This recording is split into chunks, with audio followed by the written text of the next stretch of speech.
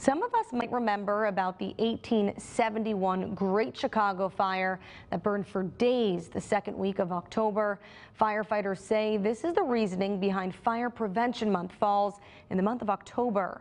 The National Fire Prevention Association says on average in the U.S., 7 people die in homes every day. And 3 out of 5 of those deaths happen in places with either no smoke alarms or no working smoke alarms.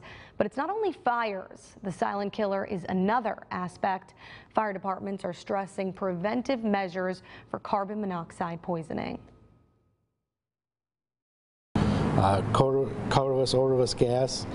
You don't know if you have it or not. It can kill, it does kill, so you want to make sure you have a carbon monoxide detector as well, and change those batteries, and they do need to be replaced about every 7 years or so.